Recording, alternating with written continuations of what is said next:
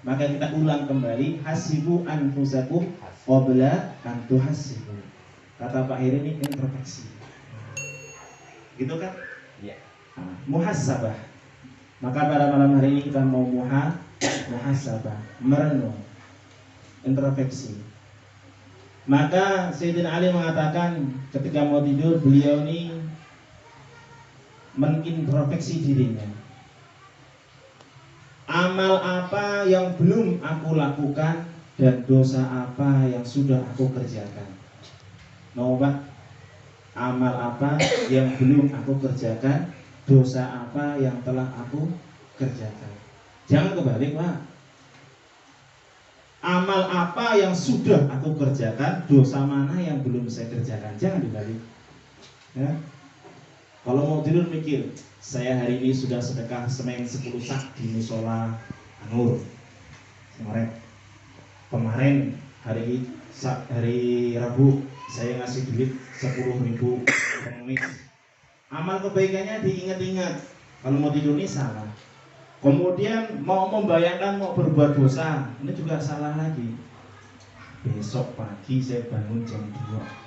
Kemudian saya datang ke rumah tetangga, di belakang tuh ada mangga yang matang-matang, saya mau petik. Nah, ini salah. Maka Sayyidina Ali karramallahu wajhahu, beliau ketika mau tidur, beliau memikirkan, membayangkan, menghisap dirinya sendiri, amal apa yang belum saya kerjakan dan dosa apa yang telah saya lakukan. Maka beliau beristighfar kepada Allah Subhanahu wa taala. Beliau beristighfar kepada Allah Subhanahu wa taala dengan istighfar yang sebanyak-banyaknya. Kemudian belum tidur, belum tenang. Ketika mau tidurnya belum tenang. Sebelum membaca doa yang diajarkan oleh baginda Nabi, doanya ini cukup pendek. Kalau menurut saya cukup pendek. Kalau bapak mau ngapal, ya mungkin waktunya tidak cukup setengah jam. Pak. Saya dikasih waktu sama Pak Heri tadi cuma 15 menit ya. Ya Pak Heri. Doanya Allahumma anta rabbi la ilaha illa anta khalaqtani wa ana 'abduka wa ana 'ala 'ahdika wa wa'dika mastata'tu wa na'udzu bika min syarri ma sana'tu abu laka bi ni'matika 'alayya wa abu bi dhanbi faghfirli fa innahu la yaghfiru dzunuba illa anta. Ini doanya. Kalau mau nah, rekam. Jangan direkam, udah enak saya. Langsung hafal. Allahumma anta rabbi la ilaha illa anta khalaqtani wa ana 'abduka wa ana 'ala 'ahdika wa wa'dika mastata'tu wa na'udzu bika min syarri ma sana'tu abu'u laka bi ni'matika 'alayya wa abu'u bi dhanbi faghfirli fa innahu la yaghfiru dzunuba illa anta. Pendek Pak Gen. Ini namanya doa Sayyidul Islam, rajanya istighfar. Maka sabda baginda Nabi, barang siapa yang membaca Sayyidul Istighfar sebelum tidur, maka bila tidurnya itu menjadi tidur yang terakhir, maka akan digolongkan ia sebagai mati syahid. Hadis riwayat Imam Muslim dalam kitab Sahih Muslim. Nah, ini baca doa ini sebelum tidur. Maka Sayyidina Ali mengamalkan doa tersebut, baru tenang tidurnya. Kenapa hadirin rahimakumullah? Kebanyakan manusia dicabut nyawanya oleh Allah Subhanahu wa taala ketika tidur malam. Ini difirmankan Allah taala dalam Al-Qur'an. A'udzubillahi minasyaitonirrajim. Allahu yatawaffal anfusa hina mautiha wallati lam tamut fi manamiha fayumsikul ladzi qada 'alaiha al-mauta wa yursilul ukhra ila ajalin musamma inna fi dzalika laayatil qaumin yatafakkarun. Allah yatawaffal anfus, Allah yang memegang jiwa-jiwa setiap manusia. Hina mautiha, apabila Allah berkehendak maka mati manusia, dipegang nyawanya. Maka tafsir dalam Ibnu Katsir dikatakan Allahu yatawaffal anfus, Allah yang memegang setiap nyawa manusia, maka ketika ia tidur dipegang nyawanya. Maka tidur itu diumpamakan mati sogri. Apa Pak Heri? Sogri. Mati sogri, mati kecil. Maka kalau orang tidur, ngapunten bapaknya Tilda. Jenengan tak kasih uang 1 juta mau enggak? Lagi tidur. Kalau saya dikasih uang 5 juta sama amanat, berapa tidur enggak? Oh, saya tadi belum. Kasih uang 5 juta, bangun langsung. Nah, maka orang mati itu kalau dikasih duit enggak mau, nolak dia. Orang tidur pun seperti itu. Ada ular lewat pun, ada ular repung masuk rumah Pak Hamzah pun enggak tahu. Nah, tidur karena mati. Maka Rasulullah tidak mengajarkan kepada kita doa mau tidur, tidak. Tapi apa yang diajarkan oleh baginda Nabi adalah doa mau mati. Benar nggak Pak Iri? Dari zaman Pak Iri dulu kelas SD di Inti 1 kan? Inti 1 kan? Bukan. Di Sukamulya, lupa saya. Sukamulya diajarkan sama Pak Selamat doa mau tidur. Doanya apa? Yang amut itu bukan amut itu. Coba dulu. Lali ya. Bismika, Allahumma, iya, Bismika. Amut. Itu doa mau tidur kan doa mau mati? Amut tidur. Amut tidur. Kalau mau tidur tuh bahasa Arabnya tuh naum. Bismika, Allahumma naumu, kan gitu. Ternyata Bismika, Allahumma ahya, wa Bismika amut mati. Ya Allah, dengan menyebut nama Engkau aku hidup, dan dengan menyebut nama Engkau aku mau mati, bukan mau tidur. Maka kita mau tidur ini mau siapa yang siap mati malam Pak? Mati sobri, mati semen, mati kecil. Maka ternyata memang betul baginda Nabi tidak mengajarkan kepada kita doa mau tidur, tapi doa mau mati. Maka ada satu amalan baginda Nabi yang cukup panjang. Salah satunya, ya Allah, Engkau yang menghidupkan saya, Engkau yang mematikan saya, Engkau yang memberikan rezeki kepada saya, dan Engkau yang memberikan kesehatan kepada saya. Engkau menyembuhkan saya telah sakit, Engkau menyakitkan saya ketika habis sehat. Itu doanya panjang. Maka ya Allah, berikanlah selalu hidayah kepadaku untuk bisa mengamalkan perintahmu, meninggalkan laranganmu. Itu doanya. Maka hadirin rahimakumullah, ternyata dalam tafsir Ibnu Katsir, Allahu yatawaffa anfusa hina mautiha wallati lam tamut fi manamiha. Nyawa kita dipegang Allah Ta'ala ketika kita mau tidur. Maka kita seolah-olah kita mati. Hina mautiha wallati lam tamut fi manamiha.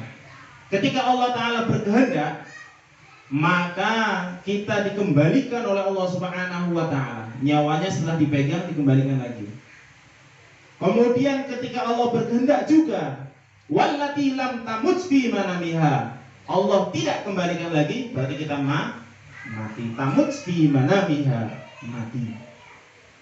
Maka kata ulama 95% kebanyakan orang meninggal dunia ketika sedang tidur. 95%. Karena yang 1% dia meninggal dunia karena kecelakaan. 1%-nya lagi meninggal dunia karena ia ini tenggelam, melahirkan dan lain sebagainya. Sakit juga sebagainya. Tapi sebanyakan manusia meninggal dunia matinya ketika ia tidur. Tadi malam makan sama saya, makan sate di warung sate. Tapi tiba-tiba pagi-pagi dengar kabar inna lillahi wa inna ilaihi raji'un.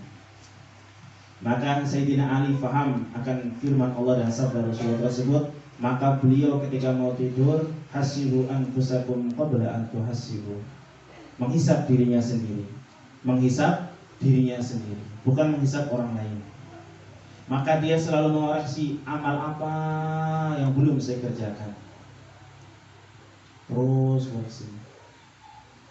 Kemudian dosa apa hari ini yang telah aku lakukan. Sayyidina Abu Bakar Siddiq radhiyallahu anhu, beliau tidak bisa tidur. Tidak bisa tidur ketika pada hari itu dia telah berbuat maksiat yang belum diistighfari. Pernah Sayyidina Abu Bakar Siddiq radhiyallahu anhu lupa istighfar. Untuk apa? Untuk apa Pak Jawa? Gara-gara Sayyidina Abu Bakar ini sedang jalan, beliau nih kakinya nih nyangkut ke rumputnya nih putus, rumputnya ini kecabut. Beliau ini belum istighfar Pak. Lah kalau rumput yang dicabut atau tercabut oleh Sayyidina Abu Bakar Siddiq mengakibatkan beliau tidak bisa tidur, sudah berapa banyak rumput yang kita cabut Pak? Tapi kita tidur terus. Nyemprot malah, semprot. Nah, dosa Pak, nyambut rumput tapi tidak ada gunanya ini dosa. Tapi kalau rumputnya dipakai apa namanya, diarit kemudian dikasihkan sapi, ada gunanya, tidak dosa. Maka Sayyidina Abu Bakar baru ingat, oh iya, tadi pagi saya lewat masjid, kemudian di belakang itu ada rumput, kena sempar kaki saya putus, belum saya istighfar.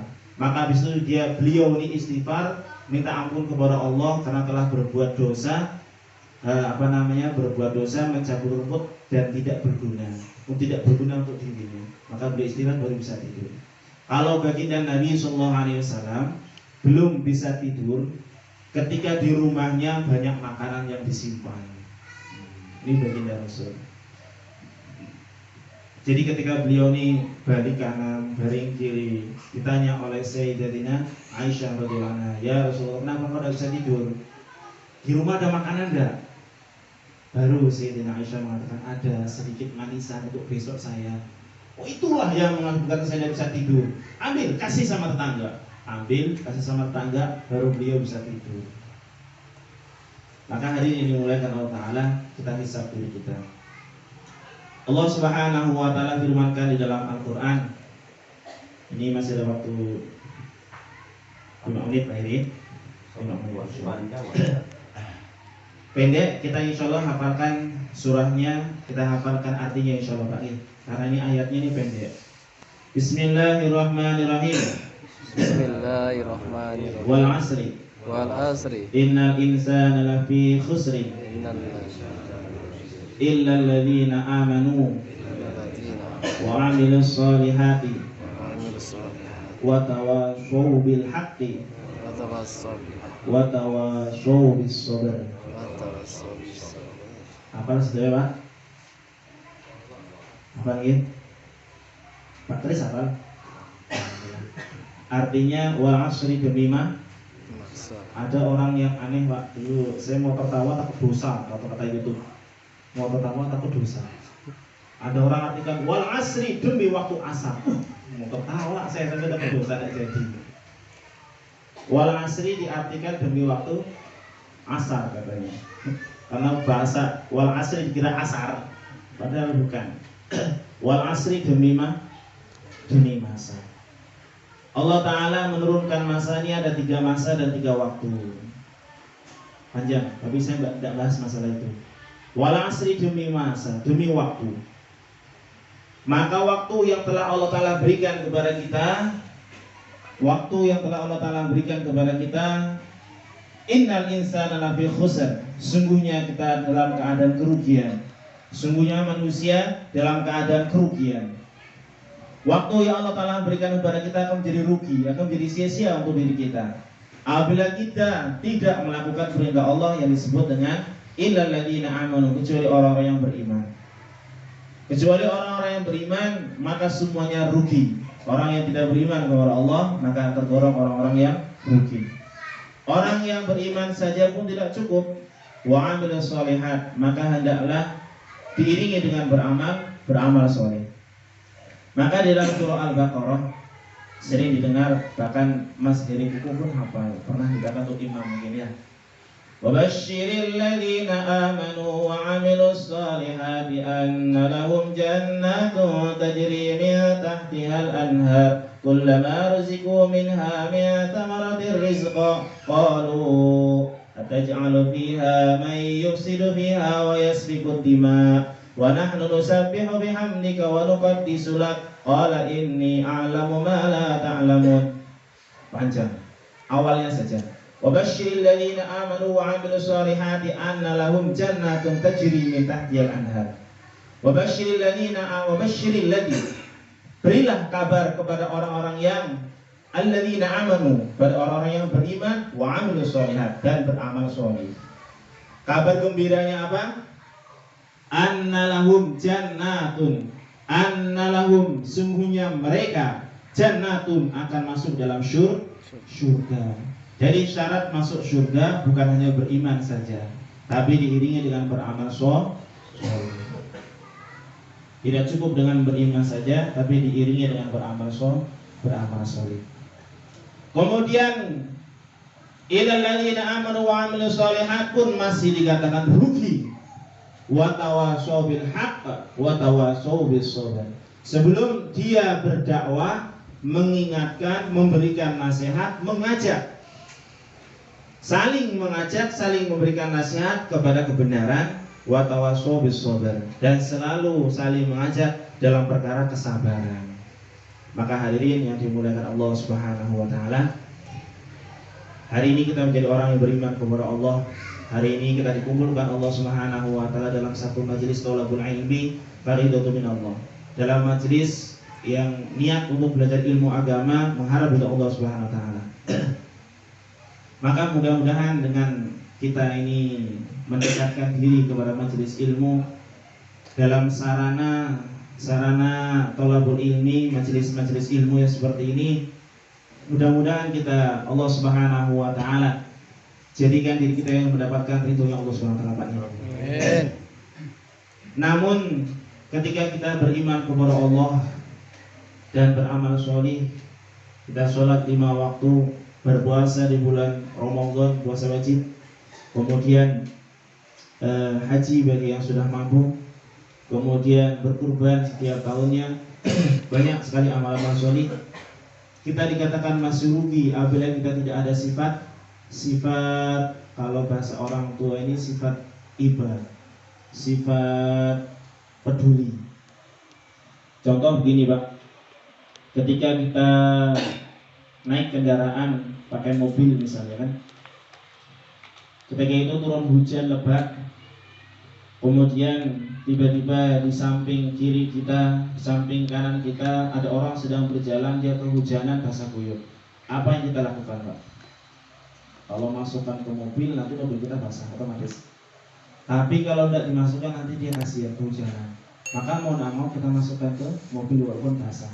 Maka mengajak kepada kebaikan, membawa umat kepada kebaikan, pasti ada meninggalkan bekas ya. Akan meninggalkan bekas. Dulu pernah Romo Yai ini nerima santri mantan preman. Sebenarnya belum menjadi preman, tapi sudah dikatakan mantan preman karena orang tuanya. Wah, anak saya ini belum menjadi preman, padahal masih duduk di bangku SMA. Di SMP sudah badung. Badung apa Pak Heri? Orang denger. Hah? Orang denger. Pokoknya badung lah bahasa kalian. Oh ya, bandel, nakal pokoknya. Di sekolah kerjanya kelahi terus. Kayak sampai orang. Kemudian sering kelahi dikeluarkan dari sekolahan karena orang tuanya ini ada pengaruh, orang yang berpengaruh diterima lagi di sekolahan yang lain. Di sekolah belum kelahi lagi, keluarkan lagi, pindah sekolah itu lagi sampai ibaratnya dapat ijazah SMP ini tidak sekolah, dapat ijazah SMP tanpa sekolah. Kemudian masuk ke SMK lebih parah lagi, udah udut lah, kemudian minum lah, wah pokoknya nggak ngerti lah, orang tuanya sampai jengkel, akhirnya dimasukkan ke pesantren. Kalau sudah jengkel orang tuanya baru masuk pesantren. Makanya di pondok pesantren ini anak-anak nakal Pak, kebanyakan anak-anak termasuk yang ngomong. Anak-anak di pesantren kebanyakannya anak-anak nakal. Sikit sekali anak-anak yang tidak nakal di pondok pesantren. Maka Pak Yai sudah siap-siap pasang kuda-kuda jurus 5, pasang ilmu apa Pak ini namanya, ilmu apa deh? Ilmu tapak suci lah pokoknya. Sudah siap-siap karena yang dihadapi anak-anak nakal. Benar. Senakal-nakalnya santri kalau ketemu Pak Yai tidak berani. Ketemu orang tuanya masih dia berani. Contoh Didan ketemu Pak Hiri masih berani lawan, ketemu Pak Ustadz tidak berani, cewek langsung. Contohnya begitu misalnya. Tapi alhamdulillah Didan tidak bandel, sedikit ya. Maka kalau santri banyak nakal. Maka sama Pak Yai beliau mengatakan untuk menerima, untuk membawa orang ke dalam kebaikan, yang pertama harus menerima kebaikan, harus siap menerima orang yang mau berbuat baik. Maka kalau siap menerima orang yang mau berbuat baik, pasti ada bekasnya. Ada bekasnya. Maka di pondok pesantren ada bekasnya. Ada preman. Tuh anak nakal masuk pondok pesantren, karena ada bekasnya. Maka awalnya dia akan memengaruhi kawan-kawannya. Tapi karena setiap hari ia sholat, setiap hari ia duduk dalam majelis ilmu, setiap hari ia duduk di majelisnya ulama-ulama, maka hatinya Allah Ta'ala satukan dengan ulama, hatinya Allah Subhanahu wa Ta'ala satukan dengan thalabul ilmi, akhirnya orang yang menjadi baik. Maka beliau mengatakan, ya ayyuhalladzina amanu wa qulu lillahi shadiqin. Wahai orang-orang yang beriman, selalulah kau duduk dengan orang-orang yang benar, maka kau akan menjadi orang yang benar.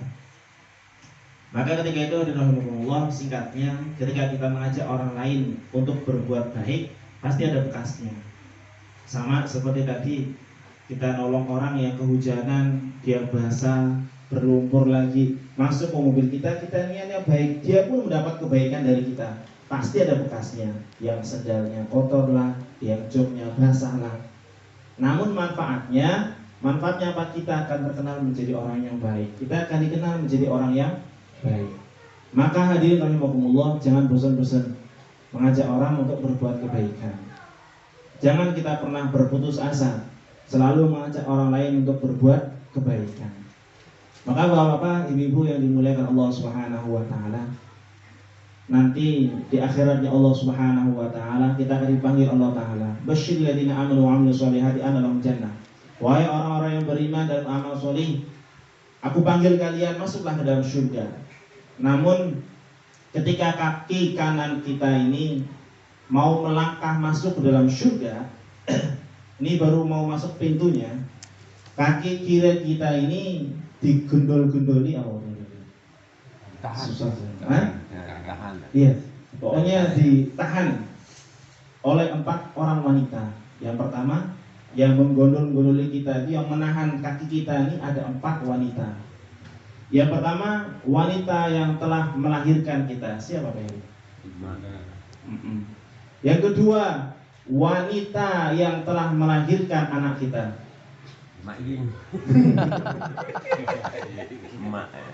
Kemudian yang ketiga, wanita yang satu kandung dengan kita. Ya saudara kandung. Kemudian yang keempat, wanita yang telah dilahirkan oleh istri kita. Ini yang pertama Pak, saya ngomong baru yang pertama, nanti ada yang lain. Maka yang pertama, ibu kita.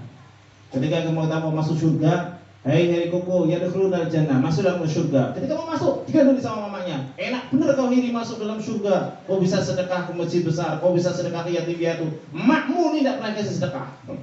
Makmu tidak bisa diajari di luar. Digondol-gondoli.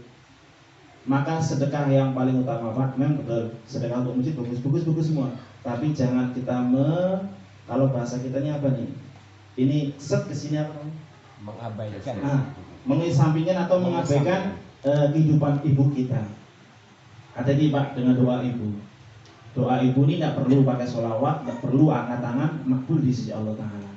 Saya dulu pernah bandel memang Pak, terus sekarang alhamdulillah masih bandel. Dulu saya pernah pulang sekolah nih haus sekali, mau minum. Kalau di kampung ini minum, di sana itu di kampung saya airnya nih air kuning. Jadi kalau minum air itu airnya air hujan, harus direbus dulu. Pas pulang ke rumah tidak ada air yang matang. Manjat pohon kelapa. Pohon kelapa mau minum, haus saking hausnya.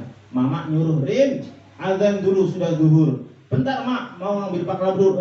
Bandel kamu ya, jatuh nanti kamu. Jatuh saya. Tidak perlu angkat tangan, tidak perlu sholawat Pak. Doanya makbul. Maka tidak boleh kita sekali-kali bandel kepada ibu, apalagi mengabaikan ibu. Ini yang pertama. Kita sholat, perhatikan ibu kita sudah sholat belum. Gara-gara kita lah ibu kita tidak sholat Pak. Dulu waktu kita nih bayi, ketika ibu mau sholat, tiba-tiba kita nih kencing di pakaian ibu. Akhirnya ibu tidak sholat. Ketika kita ini masih bayi, ibu kita mau sholat tahajud, kita nih ngerengek terus, nangis terus. Akhirnya ibu kita tidak pernah sholat tahajud. Ketika pagi mau ngaji, kita pun nangis. Akhirnya ibu kita tidak pernah ngaji. Maka hadirin rahimakumullah, saking sayangnya orang tua kita kepada kita, rela meninggalkan kewajibannya kepada Allah Ta'ala. Itu gara-gara siapa Pak? Gara-gara kita. Gara-gara kita lah orang tua kita masuk dalam neraka. maka kita tidak boleh mengabaikan nasib orang tua kita nanti akhirnya Allah Subhanahu wa taala. Maka di dunia kita perhatikan, mak sudah sholat belum? Gimana mau sholat? Mukenanya dan tidak pernah kamu belikan. Belikan mukena. Mak, tutuplah auratmu. Gimana mau nutup aurat, duit tidak pernah dikasih. Gimana mau beli kerudung yang bagus? Maka ini nanti ketika kita mau masuk surga diganduli sama ibu kita. Yang kedua, diganduli, dihalangi, ditahan oleh istri kita. Enak bener kau bang, bisa sholat berjamaah di masjid, bisa haji, bisa perang. Maka dulu ada seorang sahabat namanya Sayyidatina Zainab radhiyallahu anha. Beliau ngadu kepada Rasulullah, ya Rasulullah, enak sekali suami-suami kami. Mereka bisa sholat, mereka bisa haji, mereka bisa berjuang di jalan Allah. Kami ini ngasuh anak-anaknya. Apa pahala untuk kami? Maka dinuntut di dunia saja dituntut, apalagi di akhirat. Maka kata Rasulullah, ketika engkau menjadi istri yang sholihah, kau siapkan saja pakaian jihadnya, kau siapkan saja pakaian mau sholatnya. Maka ketika ia sholat, ketika ia di perang, kau mendapatkan pahala daripada semua itu. Maka ketika itu dia senang. Maka di dunia dituntut, di akhirat nanti dituntut juga. Gara-gara engkau bang, saya suruh masak pagi-pagi, mau ke ladang, mau manen, jadi tidak sholat subuh. Gara-gara engkau bang, saya ini capek, habis cuci baju, kemudian masak lagi, kemudian ngurus anak lagi. Kau pulang duhur, minta makan juga. Akhirnya saya tidak sholat duhur. Sore pun gitu, malam pun gitu, diganggu terus sama abangnya. Akhirnya tidak bisa sholat waktu. Masuk neraka gara-gara siapa? Gara-gara suaminya. Yang ketiga adalah saudara kandung. Saudara kandung pun akan nuntut. Dia saudara kami, ya Allah, kami tidak ikhlas, tidak ridho kalau dia masuk surga. Maka tariklah dia ke dalam neraka, ya Allah. Ini yang ketiga. Yang keempat adalah putri kita. Maka dalam Sahih Bukhari sanad Tirmizi dan Nasa'i, beliau mengatakan ketika seorang anak wanita dia berbuat dosa, maka dosanya akan dilimpahkan sepenuhnya kepada ayah kandungnya. Ketika seorang wanita dia berzina, maka dosa zinahnya akan dilimpahkan 100% kepada ayah kandungnya. Maka hadirin rahimakumullah, jagalah anak wanita bapak-bapak sekalian. Saya juga punya anak perempuan. Jaga Pak. Karena barang siapa yang menjaga anak perempuan, dalam hadis Rasulullah SAW dikatakan yang mafhumnya, barang siapa yang Allah Ta'ala karunia dia seorang anak wanita satu, kemudian ia menjaganya, dia merawatnya, akidahnya, imaniyahnya, amaliyah, ubudiyahnya, dan akhlaknya dijaga, maka cukuplah untuk menjadi asbab ia masuk dalam surganya Allah Subhanahu wa Ta'ala. Kalau satu, kalau dua apalagi, apalagi tiga apalagi. Maka ada rumah makan di Buruk namanya rumah makan 3 putri. Punya putri 3. Tapi katanya sih punya anak perempuan 1 lagi. Semua rumah makannya ada ganti om ya. Seperti itu. Maka alhamdulillah pahala memiliki anak wanita ini besar sekali. Karena apa? Tanggung jawabnya ini besar. Tanggung jawabnya besar. Maka Pak Hamzah juga punya anak perempuan yang sedang di pondok pesantren. Ini insya Allah alhamdulillah, syukur baru jalannya benar. Masukkan ke pondok pesantren ke pelajaran ilmu agama yang ada pelajaran ilmu agama, sehingga ia akan jaga sholat 5 waktunya, ia akan jaga daripada tutup auratnya. Yang lebih ngeri Pak, kenapa 4 wanita ini menuntut kita di akhirat nanti? Kata Imam Asy-Syafi'i rahimahullah, beliau mengatakan karena wanita ini tidak paham tentang mengenai hukum darah. Karena tidak paham mengenai hukum darah. Darah itu ada berapa? Kemarin ngerti kemarin. Kali. Grogi. Yang pertama darah haid. Yang kedua darah nifas. Yang ketiga darah istihadah. Ini beda tuh. 3 darah ini beda. Ngapunten, walaupun keluarnya dari satu jalan, namun beda. Beda warna, beda rasa, dan beda bau. 3-tiganya ini beda. Kenapa Imam Syafi'i mengatakan seperti beliau pernah praktek? Maksudnya pernah menyaksikan langsung dan pernah melihat langsung. Ternyata darah haid dengan darah nifas, darah istihadah ini beda, dan baunya juga beda. Warnanya juga beda kata beliau. Jadi saya bersanad kepada beliau, ya saya ikut aja, karena beliau mengatakan seperti itu. Beda darah haid, nifas, dan istihadah ini beda warna, beda bau, dan beda rasa. Seperti yang keluar dari jalur seorang laki-laki, ada air ada mani, ada madi, dan ada wadi. Walaupun keluarnya saling jalur-jalur, itu beda warna, beda bentuk, beda rasa, dan beda bau. Kalau tidak percaya, buktikan ini. Ini beda, Pak. Maka kebanyakan wanita ini akan nuntut kita karena dia tidak paham ilmu darah. Ketika haid apa yang harus dikerjakan? Ngapunten. Kalau haid itu paling sedikit 1 hari 1 malam. Umumnya 7 hari atau 1 minggu. Paling lama 40 hari. Paling lama 15 hari. Salah saya. Paling lama 15 hari. Kemudian darah nifas paling sebentar, sesaat setelah mengeluarkan darah nifas banyak sekali. Habis itu tidak keluar lagi. Kemudian umumnya 40 hari, paling lama 2 bulan. Kalau darah istihadah yaitu darah selain haid dan nifas. Darahnya ini najis, tapi bedanya dia wajib sholat. Itu saja. Kalau darah istihadah darahnya ini najis, tapi bedanya dia wajib sholat, mandi kemudian sholat. Kalau dia haid 1 hari kali 24 jam itu paling sedikit. Kemudian 2 hari lagi masih keluar, berarti masih haid lagi sampai 7 hari. Hari yang ke-6 biasanya sudah berhenti. Kemudian sempurnakan sampai hari ke-7. Pokoknya kalau bahas ini terlalu lama, Pak. Intinya wanita banyak menuntut kepada bapak-bapak nanti di akhirat. Yang pertama karena ia melanggar atau tidak paham akan ilmu haid. Ini, Pak, yang paling sedikit saja mengenai haid. Kedua, mengenai daripada pakaiannya, auratnya, terus sholatnya, dan lain-lain sebagainya. Ini tuntut semuanya. Ini baru satu golongan yang akan menuntut kita, yaitu golongan para wanita. Wanita, ibu kita, istri kita, saudara kandung kita, dan juga anak perempuan kita yang akan menuntut. Belum lagi banyak lagi yang menuntut kita.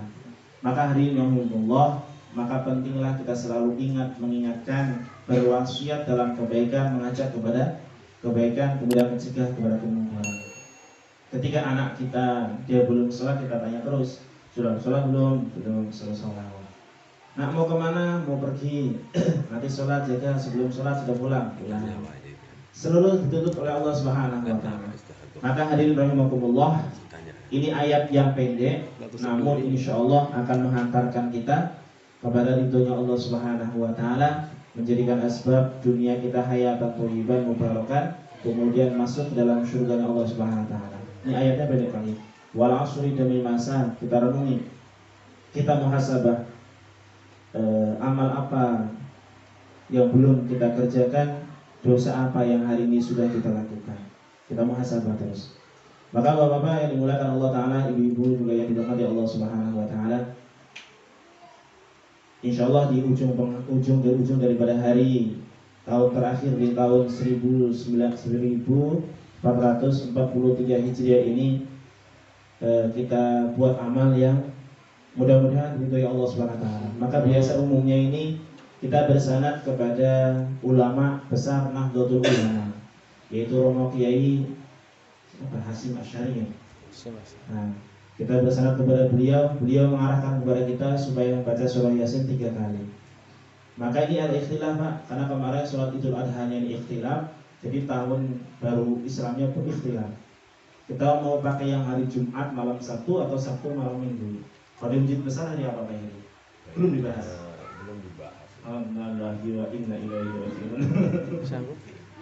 Kalau di Meranti tadi habis maghrib kita musyawarah, ya. Musyawarah kita sepakat insya Allah di Meranti di Masjid Jami kita mau mengadakan sambutan tahun baru Islam, yaitu besok malam. Sama. Yaitu Jumat malam Sabtu. Tapi di G3 sudah malah. Nah? Di G3 malah sudah. Udah? Udah. Tapi kan belum itu. Malam Sabtu. Sudah ditentukan maksudnya. Oh ya, alhamdulillah kalau gitu. Berarti sama. Itu komandannya. Ini ada ikhtilaf, ya. Kemarin dibahas masalah seperti itu. Tadi malam habis maghrib kita musyawarah, kita sepakat bahwa kita menyambut tahun baru Hijriah yaitu malam Sabtu. Maka maghrib kita sholat berjamaah di masjid. Kalau di sini mungkin bisa buat majelis di mana di surau misalnya boleh buat. Kemudian setelah itu sisipkan infak dari para bapak ibu-ibu sekalian sedikit demi sedikit. Kalau belum sempatkan mulai hari ini. Itu nanti kita kumpulkan, kita santuni yatim piatu pada malam 10 Muharram. Pada malam 10 Muharram. Maka biasa kalau di Masjid Jami Asy-Syifa Meranti itu kita ngumpul berapa yang ada, kita tidak sebutkan orangnya karena kita menjaga nama orang tersebut. Kemudian kita kumpulkan jadi satu, kita total berapa anak yatim piatu. Tahun lalu 23 orang. Tahun lalu. Yaitu dapatnya sekian juta, kemudian kita bagi sekian orang, maka ketemu satu orangnya 1 juta. Kalau kurang ini biasanya tanggung jawab yang itu enggak. Kalau yang kurang, misalnya contoh, kalau dibagi 23 dapatnya 235.000, ya udah dilebih jadi 250. Jadi yang 15 ini nombokin ketuanya. Jadi ketuanya nombokin sedikit ya, 15.000 Kali. ya? Kali. Jadi kurangnya seperti itu, nombokin sedikit. Kemudian bapak-bapak, ibu yang dimuliakan Allah Ta'ala, kenapa kalau kita belajar menyantuni yatim piatu pada 10 Muharram atau di bulan Muharram? Karena bulan Muharram disebut sebagai lebarannya anak yatim piatu, Aidul yatim piatu di bulan Muharram. Kemudian saya tuh pernah dengar juga orang nanya, Ustaz benar nggak puasa awal tahun dan akhir tahun pahalanya itu akan Allah Ta'ala berikan pahala sama dengan ibadah 50 tahun? Saya belum pernah dengar, Pak. Jadi ada orang nanya seperti itu. Barang siapa yang berpuasa di awal akhir tahun dan awal tahun bulan Muharram, maka sama pahalanya dia beribadah kepada Allah 50 tahun. Saya tidak dengar. Belum pernah dengar. Maka saya tanya juga sama kawan yang lebih senior, ternyata itu hadisnya dhaif. Nah itu salah, Pak. Tidak boleh. Kita buat amal ya buat amal saja, tapi jangan bawa hadis. Jangan bawa hadis. Kemudian ada yang mengatakan, benar nggak Ustaz, puasa awal tahun dan akhir tahun dan awal tahun masuk surga tidak akan dihisab? Itu pun hadisnya dhaif juga, tidak benar juga. Nah ini tidak usah diikuti yang seperti itu. Kalau buat amal saja, Pak. Nah ini buat amal karena daripada bahasa kalau di pondok pesantren ini waktu libur pada main-main, buat amal Yasin baca 40 kali. Baca Yasin 40 kali Pak kalau di pondok pesantren. Nah, maka kita baca Yasinnya 3 kali saja nanti. Insyaallah Pak. Mungkin ini sedikit yang bisa saya sampaikan, kurang lebih sudah setengah jam. Maka banyak kekurangan dari saya pribadi, ada kebaikannya dari Allah Subhanahu wa taala. Pada intinya, pada malam hari ini, malam Jumat, mari kita bermuhasabah kepada Allah Subhanahu wa taala, karena waktu yang telah Allah Ta'ala berikan tidak akan kembali lagi kepada kita. Kalau malam hari ini kita berbuat baik, maka sungguh beruntunglah diri kita. Kalau malam hari ini kita berbuat maksiat, maka sungguh celakalah diri kita, karena malam ini tidak akan kembali lagi. Maka dulu Rasulullah pernah bersabda, seandainya aku dihidupkan Allah Ta'ala di tahun ke depan, maksudnya tahun depan masih hidup, maka aku akan berpuasa pada tanggal 9 Tasu'a atau tanggal 9 bulan Muharram. Maka sunnahnya ini kita puasa pada tanggal 10 Muharram. Namun diiringi atau diikuti. Kalau ngiringi berarti sebelumnya itu tanggal 9 Muharram, kemudian sesudahnya atau tanggal 11 Muharram. Maka kita ambil hikmahnya, Pak. Kalau bagusnya kata Romo Kiai puasanya 3 hari, tanggal 9, 10, 11. Ini kalau bisa, Pak. Kalau tidak bisa ya 2 hari. Kalau memang tidak bisa lagi 1 hari. Tapi kalau bisa memang 2 hari, tanggal 9 dan tanggal 10. Apa itu pahalanya? Nah ini yang benar Pak, riwayat Imam Bukhari. Barang siapa yang berpuasa pada tanggal 10 Muharram, maka ia akan maka Allah Ta'ala akan mengapusi dosa-dosanya setahun yang telah lalu dan setahun yang akan datang. Ini pahalanya. Kemudian Bapak-bapak, ibu-ibu yang dimuliakan Allah Ta'ala, setelah itu paginya kita berpuasa, malamnya kita santuni yatim piatu. Insyaallah Pak. Demikian yang iklan dan juga muzakarah kita pada malam hari ini. Saya ulangi lagi, ada kebaikan dari Allah Ta'ala, ada kesalahannya dari kesalahan saya pribadi. Mohon maaf yang sebesar-besarnya. Akhirul kalam, wabillahi taufiq wal hidayah. Assalamualaikum warahmatullahi wabarakatuh. Waalaikumsalam warahmatullahi wabarakatuh. Lupa tadi saya Pak.